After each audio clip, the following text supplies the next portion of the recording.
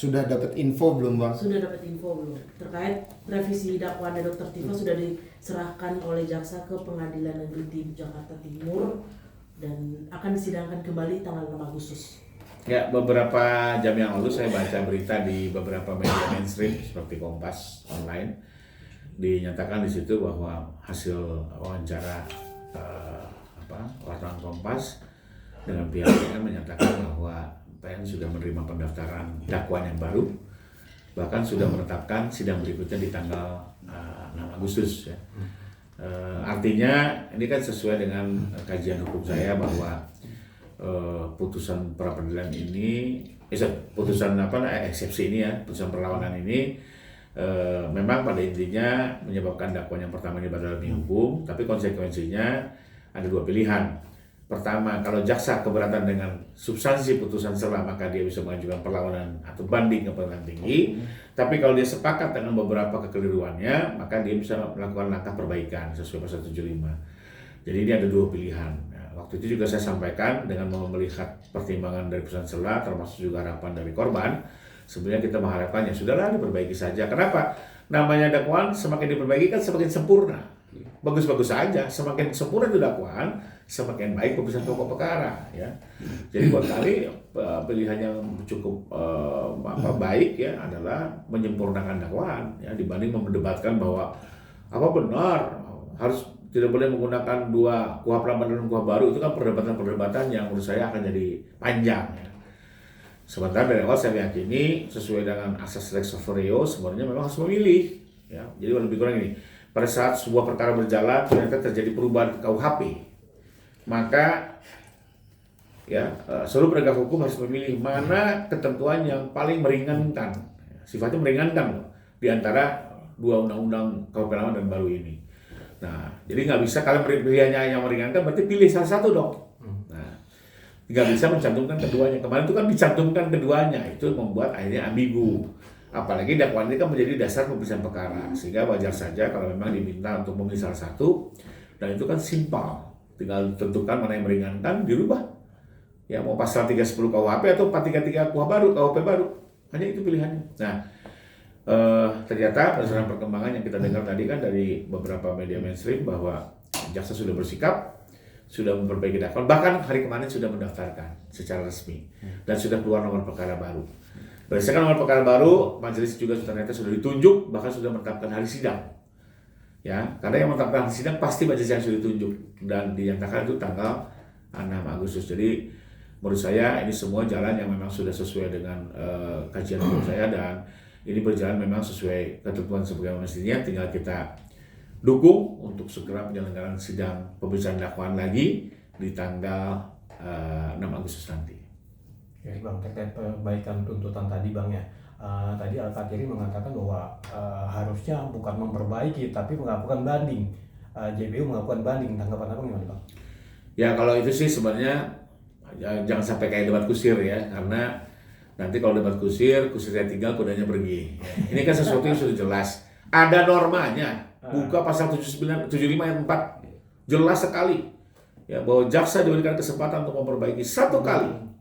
Ya, dan mendaftarkannya kembali perkara di pengadilan, itu norma gitu loh. Dan dari zaman dulu juga orang sebagai advokat harusnya tahu namanya putusan sela itu bukan putusan akhir, namanya juga putusan sela, nggak perlu membahas terlalu jauh gitu ya. Apalagi kalau kita mendengar betul rekaman hakimnya ya. Saya pegang ini di YouTube jelas ya, dinyatakan jelas itu oleh hakim ada dua pilihan yang bisa dilakukan. Pertama melakukan banding ke pengadilan tinggi, kedua memperbaiki berdasarkan pasal 75. Dan dinyatakan jelas oleh hakimnya. Nggak perlu lagi diperdebatkan, buka di YouTube ya, itu jelas ya. Saya masih ingat kok itu di 1 jam menit ke 55 ya, geser 1 jam menit ke 50 langsung dengar sekali ya. Demikian proses ditutup, maka pada penuntut umum terdapat pilihan untuk mengajukan perlawanan ke pengadilan tinggi ya, atau melakukan perbaikan bersama pasal 75 yang 4 ya, dan pasal 75 yang 4 punya seperti yang tadi yang saya nyatakan. Jadi sudahlah, nggak perlu menyampaikan pendapat-pendapat yang menyesatkan masyarakat. Kita ini penegak hukum punya misi yang lebih besar, yang artinya kita berikan edukasi hukum pada masyarakat sebagai mestinya. Kita bukan bicara menang kalah benar salah, tapi bagaimana prosedur yang benar biar menjadi edukasi ya. Dan pembelaan bukan di sini, nanti pokok perkara kalau membela itu benar gitu ya. Kalau hanya berdebat di sini kan, dan sudah terjawab semua lah, jaksa sudah mendaftarkan lagi, jadi apapun yang disampaikan menjadi tidak berarti karena nyatanya jaksa sudah memperbaiki dan mendaftarkan kembali dan sudah ditetapkan hari sidang. Selesai. Berarti belum bisa bernapas lega Bang itu ya? Nah, maksudnya udah napas lega. Saya terus pikir kalau lagi. bernapas lega tiap hari akan bernapas lega ya, karena itu bagian dari cara kita bernapas yang harus lega ya. Tapi bahwa perkara ini belum selesai ya itu kenyataannya ya. Memang intinya kan tidak hanya dari pihak kami sebagai korban. Saya pikir masyarakat luas pun juga menginginkan masalah ini dibuka seterang-terangnya agar jelas ya. Apakah benar Presiden ke-7 kita ini benar-benar pernah menggunakan ijazah palsu atau selama ini justru beliau ini jadi korban fitnah bahwa ijazahnya selama ini benar sah dikeluarkan oleh UGM ya. Ini kan gara-gara ini kan bukannya nama beliau dan keluarga dengan tersebut. UGM pun juga ya jadi korban, KPU udah semua. Biar terang benerang kita buka ya. Biar ini menjadi satu ujian bangsa lah. Ya, apakah benar di era post-truth ini kita seperti negara-negara lain satu kebohongan yang diulang-ulang bisa jadi kebenaran yang menyesatkan masyarakat, atau justru sekarang momentumnya nih dengan konsep negara hukum, dengan upaya hukum yang tersedia justru kita lawan upaya-upaya mencoba memfitnah yang sebenarnya korbannya bukan hanya Pak Jokowi keluarga tapi juga seluruh masyarakat Indonesia karena mengkonsumsi berita yang tidak benar. Bahkan ini mempermalukan bangsa juga, gitu ya. Bayangkan seorang presiden dituduh seperti itu. Kalau nyatanya ternyata tidak seperti itu, ijazah ini asli, apa pertanggungjawabannya? Gitu kan. Saya pikir kita perlu dukunglah penegakan hukum ini agar semuanya terang benderang. Dan satu yang menarik kalau pengadilan ini bersifat terbuka, media dan masyarakat bisa mengikuti, bisa langsung melihat pembuktiannya. Kalau Pak Jokowi mengklaim asli, apa saja buktinya akan dibuka satu persatu. Saksi ahlinya didengar satu persatu di bawah sumpah. Kalau Bu Tifa menuduh Pak Roy ini palsu, apa saja buktinya dibuka satu persatu. Mana ahlinya? Jadi masyarakat juga bisa ikut prosesnya secara terbuka. Dan hakim juga nanti akan mengambil keputusan dengan juga menjaga kebebasan peradilan tentunya. Oke, Bang, ini kan akan makan proses yang panjang lagi ya. Sedangkan publik menunggu untuk Pak Jokowi hadir menjadi saksi di ulang sidang, itu seperti apa nih, Bang?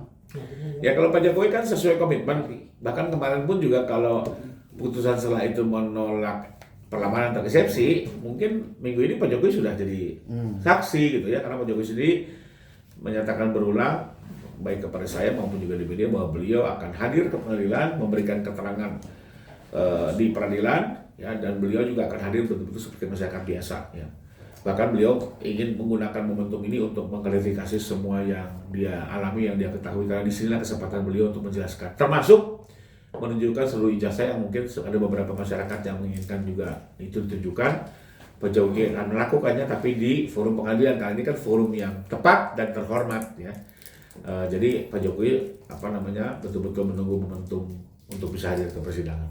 Oke Bang, menarik sampai merinding dengan statement Abang. Memang harus ada titik kejelasan, apalagi nih kata fitnahan seorang presiden 10 tahun menjabat juga ini kan menggunakan ijazah palsu oleh pihak Resuro CS. Namun Abang kan tetap bersikeras ini harus ada titik terang biar ada klik masnya dengan masyarakat tahu ini benar atau salah nggak sih, karena kan ini juga akhirnya masyarakat akan saling gesek-menggesekkan, apalagi Kojinuddin ini satu sama lain dua-duanya pengecut, yang satu punya prapit, eksepsi dikabulkan, alasan dari pihak Kojinuddin bahwa memang Jokowi tidak mau datang. Nah itu gimana melihat itu? Ya kalau itu kan hanya sekedar asumsi-asumsi, dugaan-dugaan ya, dan lebih kepada seuzon juga gitu ya. Kalau soal datang kita sudah berulang-ulang menyampaikan, mau apa lagi? Okay. Berarti apa? Ya waktu yang menjawab. Pak Jokowi datang atau tidak pada saatnya gitu. Jadi kembali lagi kalau hanya sekedar berasumsi, kalau saya sih nggak mau terlalu banyak ngomong. Karena apa? Kalau omongan kita tidak terbukti, lalu apa pertanggungjawabannya? Kalau hanya sekedar berlempar-lempar isu lalu ternyata tidak terbukti gitu kan. Jadi ya kita harus berhati-hati lah, artinya kalau nggak ada dasarnya apa juga itu menuduh orang tidak akan hadir. Tapi untuk menjawab itu semua saya tidak mau terjebak. Kita tunggu saja hari H Pak Jokowi akan hadir atau tidak ya. Tapi saya pastikan beliau akan hadir, akan menggunakan kesempatan ini dengan sebaik-baiknya, termasuk memberikan pendidikan hukum pada masyarakat bahwa semua sama di mata hukum. Biarpun beliau sebagai mantan presiden, beliau akan hadir seperti rakyat biasa, memohonkan keadilan dan menyampaikan keterangan di muka persidangan. Oke, kata bahwa ini batal demi hukum dengan eksepsinya diterima, itu gimana? Ya kembali lagi itu kan sebenarnya kan apa ya, harapan ya, yang harapannya juga lebih kepada apa, tidak berdasar lah. Kenapa? Karena kembali lagi namanya putusan selah itu bukan putusan akhir. Iya. Ya nggak perlu terlalu pusing melihat pasalnya. Semua orang hukum tahu namanya putusan selah itu bukan putusan akhir. Ya. Nah kenyataannya kan yang kemarin muncul putusan selah. Ya. Kedua putusan selahnya juga jelas. Yang dipersoalkan adalah penggunaan pasal. Ya. Lalu undang-undang bilang bisa diperbaiki dan sekarang sudah diperbaiki. Artinya apa? Yaitu semua sekedar apa namanya pandangan yang tidak terbukti seiring waktu, karena hari ini jaksa sudah mendaftarkan, bahkan hakim sudah menetapkan sidang berikutnya dan persidangan akan dimulai dengan kondisi dakwaan yang jauh lebih sempurna, ya, yang artinya untuk proses pokok perkara pun akan berjalan lebih baik karena didasari sebuah dakwaan yang sudah lebih sempurna, sudah ada perbaikan-perbaikan. Jadi beda pendapat dengan, kita balik lagi dengan kata Dokter Tifa Bang, dengan proses awalnya aja P21 ya kan, balik lagi di situ aja ada kriminalisasi dalam proses mendakwakan seorang Dokter Ripa yang hanya meneliti. Harusnya kan bukan perkara pidana, harusnya juga harus ada proses apa sih ya, kasarnya uji materi lah di salah satu forum-forum tertentu. Itu gimana? Oke, saya jawab pertama ya, bahwa proses P19, proses seperti apa eksepsi diterima, ini kan bagian dari check and balance sebuah penegakan hukum, yang membuktikan bahwa penegakan hukum ini berjalan normal. Biarpun pelapornya mantan presiden, tetap check and balance berjalan secara objektif. Ya, ini membuktikan juga bahwa wah jangan-jangan Pak Jokowi bisa mengatur segalanya. Enggak tuh. Nyatanya apa? Keluar P19. Nyatanya penyidikan berjalan setahun lebih. Nyatanya juga eksepsi diterima. Artinya apa? Betul-betul Pak Jokowi melakukan ini sebagai warga biasa. Ya, berlaku untuk semua, apa yang terjadi semua normal, ya. Jadi justru buat saya ini sesuatu yang bagus, membuktikan apa? Semua berjalan normal. Bahwa apakah ini membuktikan dia bersalah, itu udah kepagian lah ya, karena semua orang juga tahu kalau belum ada vonis akhir ya belum selesai. Bahkan menunggu vonis Mahkamah Agung, itu yang paling final. Sekalipun misalnya nih di tingkat pertama Pak Ibu Tifa nyatakan bersalah, saya nggak akan bilang beliau bersalah sebelum inkrah. Itulah prinsip, kita harus saling menghormati asas praduga tak bersalah. Jadi nggak juga bisa bilang bahwa asas praduga bersalah, ada juga asas praduga tidak bersalah kan gitu ya. Jadi sesuatu ini nggak bisa diputar balik bahwa seolah oh saya nggak bersalah, nggak, terlalu pagi juga, tunggu putusan akhir. Ya, apakah Anda bersalah tidak bersalah. Nah, kedua yang disampaikan tadi bahwa seolah-olah apa namanya saya kriminalisasi, saya peneliti sejak awal berulang-ulang saya bilang. Ya, dari alat bukti yang kami kumpulkan yaitu rekaman sosial media Januari sampai April, ya, bahkan ada beberapa setelahnya. Itu dari 28 objek bertambah jadi 31. Itu jelas Pak Roy CS termasuk Bu Tifa ya, menuduh Pak Jokowi menggunakan jasa palsu ya. Bahkan dinyatakan itu punya dulmatur dengan segala macam argumentasinya ya. Dan tidak ada mereka sedang menyatakan melakukan penelitian. Jadi kalau buat kami penelitian itu hanya sekedar alibi pembelaan. Tidak sesuai faktanya. Karena kalau butuh penelitian sebenarnya di antara kami sosial media itu udah jelas. Kami sedang melakukan penelitian, didukung lembaga apa, dengan sistem tujuan penelitian kami ini, maka lebih kurang hasilnya apa. Itu jelas kalau penelitian seperti itu. Kita semua kan juga pernah kuliah, kita akademisi juga gitu ya. Nggak ujuk-ujuk penelitian tuh tiap hari di media, palsu, bukunya baru dibuat Agustus. Terbalik gitu ya, harusnya kan orang penelitian dulu, ya baru ada kesimpulan sementara, diuji lagi, baru keputusan akhir. Ini enggak. Jadi kembali lagi kami meyakini bahwa tidak benar mereka melakukan ini dalam rangka penelitian. Memang mereka tujuan utamanya adalah merusak nama baik Pak Jokowi. Dan setelah kami laporkan, baru mereka menggunakan alibi pembelaan soal mereka sedang penelitian. Tapi saya meyakini penyidik, jaksa termasuk hakim juga tidak semudah itu bisa termakan dengan isu pembelaan tersebut. Karena semua ini kan harus dibuktikan. Ya, penelitian itu bukan hanya sekedar saya sudah melakukan penelitian. Ada sejumlah persyaratan, dokumentasi dan segala macam, dan saya pikir mereka itu tidak ada. Salah satu argumen mudah kok teriak-teriak dari bulan Januari, bukunya baru muncul Agustus. Dan kalau di dalam bukunya pun jauh dari model penelitian. Nanti adalah pakar-pakar kami yang sudah didengar oleh penyidikan nanti akan turun ke sidang, ya, akan menjelaskan apakah yang mereka akan lakukan penelitian atau bukan. Nanti kita saksikan di persidangan. Saya nggak mau mendahului, ya. Biarkan para ahli yang kompeten akan menjelaskan di persidangan nanti. Menarik.